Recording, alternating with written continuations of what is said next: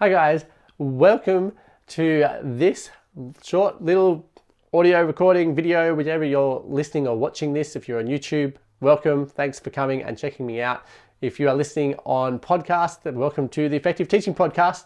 Today, I'm going to be talking to you about feedback. In fact, I'm going to basically provide you a simple 3-step process to help you leverage feedback to really be improving students' results and helping students to become more independent in this process, because this 3-step process can very easily be used as a template for your students to really help them to move forward. So, number one, when it comes to feedback, you want to be identifying your wins or the students' wins in what you're looking at. So it can be, a big major assessment, a quick pop quiz, it could be anything. You could just be watching them chat to a friend and you can give them feedback. Identify their wins and identify as many as you can, right? The more wins you can give them, the better. It just encourages them. Don't kind of reward them and go, oh, well done, you've got that answer really quick. That's not what we're talking about. We're talking about identifying wins. So where they've actually put in effort, achieved something, where they've really gone through a proper process of evaluating. Maybe they've done a really good job of putting in some persuasive writing and using examples and evidence to persuade you and come around to their perspective or whatever. We're talking about identifying those kinds of wins, and you want to identify as many as you can, be as specific as you can, link it to like success criteria if you have some, or your marking criteria, and just go, wow, you've done a really good job here, you're in this kind of part, and then these are the things you've done well. Don't just go, this is a good job, well done, right? You want to say, you've done a really good job of being persuasive here. I love these 3 examples that you used and the 5 pieces of criteria that you applied to those examples to show me that that is really the right way and it works. So that puts you here in the marking criteria. You see you've used the examples, tick, well done. You've been persuasive. You've used evidence, tick, fantastic. That is you being evaluative. So you're really highlighting their strengths and showcasing their wins in your feedback. And you can then make this their first step, right? If they're going to provide someone else with feedback, which they should start doing before they start doing their own feedback, right? And you just give them this. Identify 3 or 4 things that this student has done well, be specific about what they've done well and how that links to the criteria, or how that helps them with their learning, or helps them to be persuasive, or is evaluative, like whatever it is that they've done really well, right?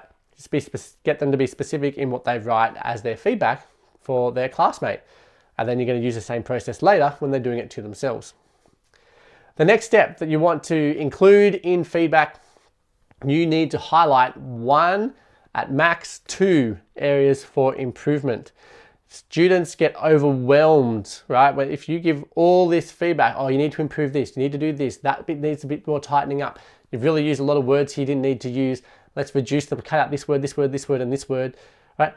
Students will read all that and they'll go, where do I start with all this? There's so much feedback. I don't know how to actually make this better, and I don't want to redo the same task, right?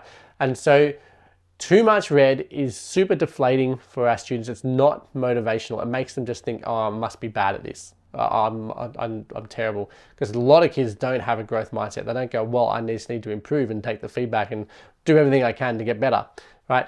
Most kids go, well, I must be dumb. I must suck at maths, or I must be terrible at English. I don't know how to make sense and evaluate, Shakespeare's Romeo and Juliet. I don't know how to do that. So I'm just going to give up. The language doesn't even make sense to me, right? This is what we're going to create if we just give them all this read. So start with just 1 thing, right? Maybe 2 if you feel like the student can handle it, but generally I would stick to kind of 1, right?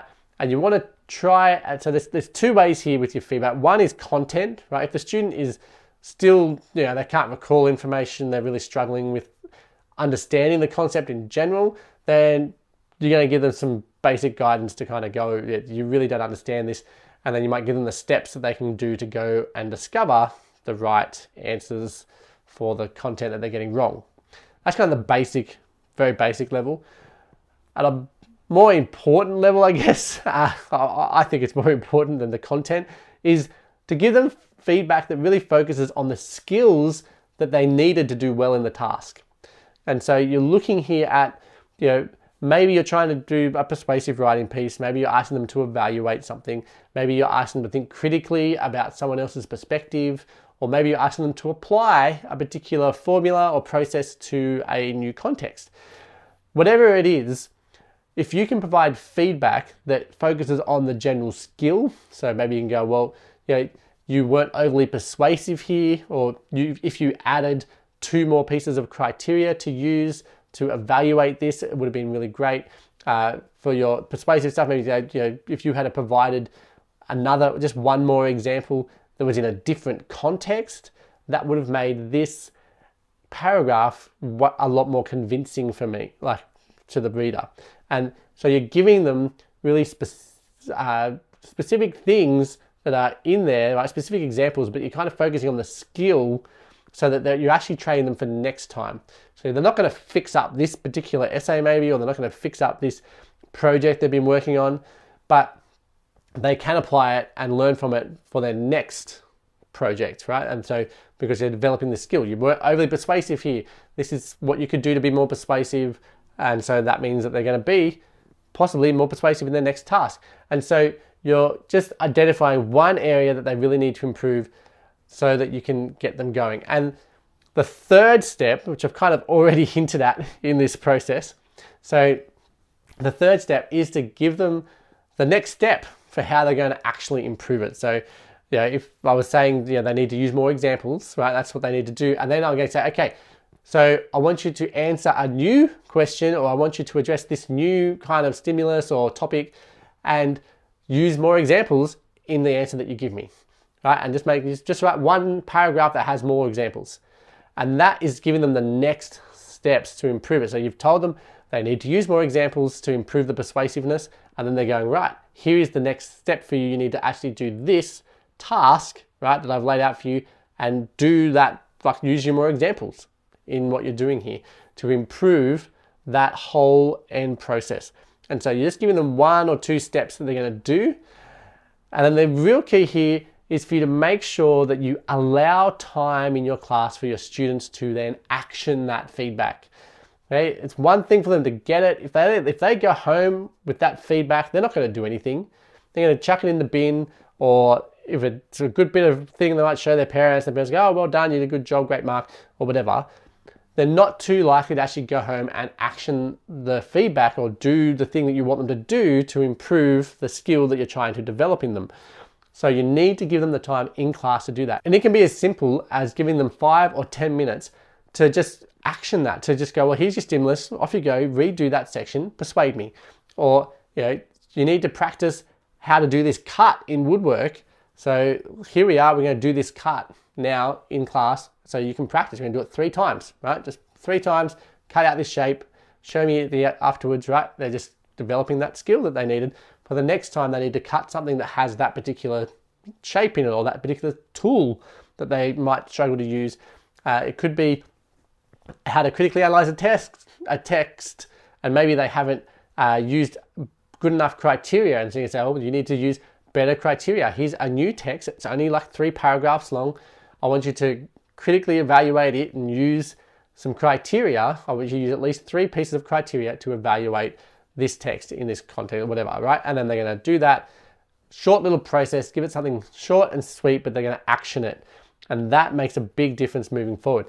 Now, when you're thinking about trying to actually get them to become more independent in this process, these 3 steps become your scaffold. And so I will get my students to provide feedback to each other, and they're going to go, okay, here's all the things they did well. These are all your wins, being really specific.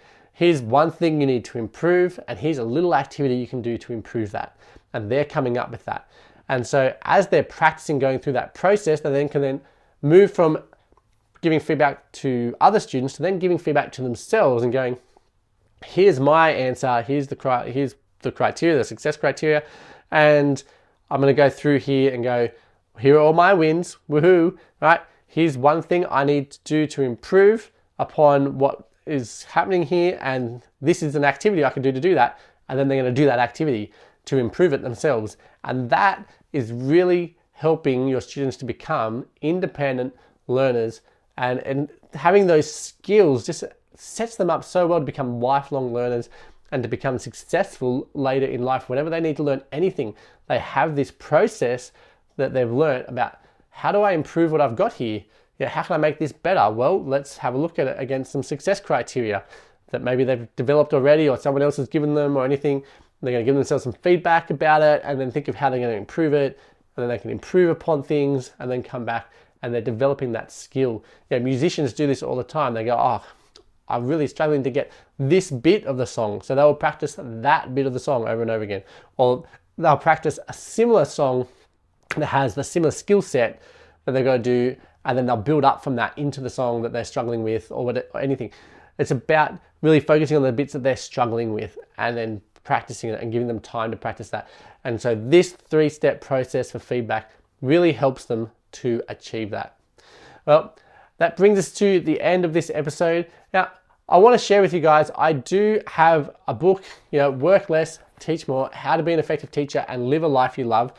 I give it away for free, right? I just ask people to pay for postage and handling. So for, I think it's 12 Australian dollars and like maybe 8 US dollars. You can get this book posted out to you wherever you are all over the world. The aim of the book is to help reduce your workload, help you to be a more effective teacher by focusing on the things that really matter, having a balanced life where you can actually spend time with your kids, with your family, with your friends, and still have the impact, right? Not compromising your students in your classroom. And that's what the book is about. If you haven't got a copy, please go and grab one. Head to teacherspd.net/free WLTM for Work Less, Teach More. You can then land on that page. It gives you all the details about the book and what's in it and what you'll benefit from it. And then there's buttons there for you to click to go and just pay for postage so that you can get yourself a copy. I want to give you a copy because at the moment, teachers are definitely working way too hard. Research says that you're working like 55 to 60 hours a week. We have teacher shortages at the moment as well all over the world. And you guys need a bit of a break. And so I'm trying to help you to reduce that by giving this away rather than paying for it on Amazon at like 25 bucks. It's more than half that to just get it posted to you. So please come and do that. teacherspd.net/free work less or free WLTM. If you're watching this on YouTube, the link is underneath. Leave me a comment there as well. I'd love to know what you think of this episode and this process of feedback. And I look forward to chatting to you guys next week.